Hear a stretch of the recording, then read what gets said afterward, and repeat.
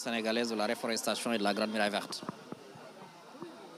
Cette soirée de gala organisée par the African Achievers Award est une soirée annuelle qui a généralement lieu à Londres pour récompenser les meilleurs mérites africains, aussi bien dans l'environnement que dans d'autres domaines.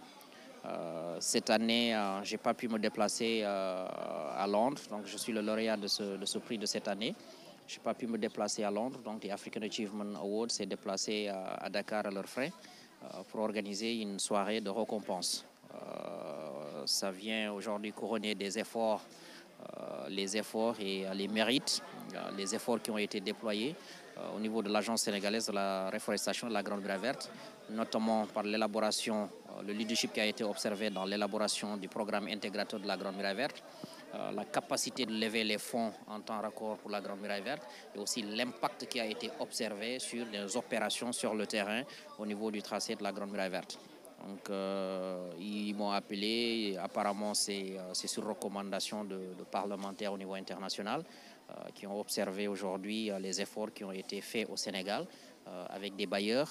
Vous avez aujourd'hui la présence du PNUD aujourd'hui qui a fait un témoignage, la FAO qui a fait un témoignage et d'autres institutions, y compris l'ancienne présidente des îles Maurice qui a fait des témoignages sur les efforts qui ont été observés au niveau du Sénégal dans la mise en œuvre du programme intégrateur de la Grande Muraille Verte.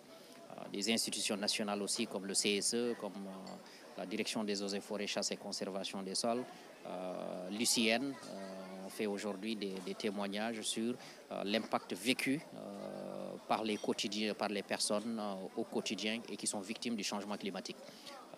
Comme vous le savez, la Grande Muraille Verte a dépassé aujourd'hui le concept de tracé d'arbres, juste des lignes d'arbres à l'infini, ce n'est pas ça. Il s'agit de construire un écosystème de communautés résilientes où les populations sont capables de nourrir de ce que nous faisons. En d'autres termes, nous prenons des sols là où il ne pousse plus rien, nous les transformons en des sols fertiles, nous plantons des arbres qui sont capables de nourrir les populations et nous les remettons aux populations pour qu'elles puissent les exploiter, gagner de l'argent et conserver la biodiversité. Et c'est ça ce que nous sommes en train de faire et nous sommes en train de le réussir. D'abord, ce prix, il faut comprendre que ce n'est pas la consacration à mes efforts personnels, parce que moi, je ne fais qu'être au service des 7000 agents que je dirige.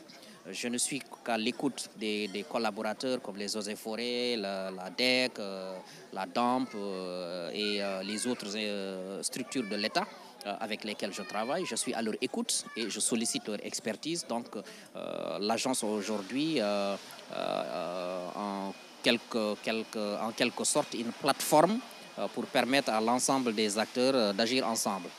Les perspectives aujourd'hui, c'est de continuer à répliquer ce que nous avons fait de bon sur le terrain et à le développer à grande échelle.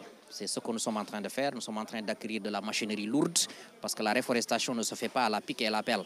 Il se fait avec des engins qui sont lourds, il se fait avec de la grosse machinerie, ça demande des investissements. C'est pourquoi nous avons tendu la main aux bailleurs pour qu'on puisse avoir de grands engins, des tracteurs, des machines à reboiser, des forages, parce qu'il faut commencer à arroser les forêts, parce que ce sont les forêts qui vont permettre aujourd'hui la capture du carbone, d'atténuer la chaleur que nous vivons tous les jours et de capturer le carbone et en même temps de pouvoir nourrir les communautés, c'est-à-dire d'arriver à la résilience alimentaire. C'est la route à suivre et il ne faut pas lésiner sur les moyens.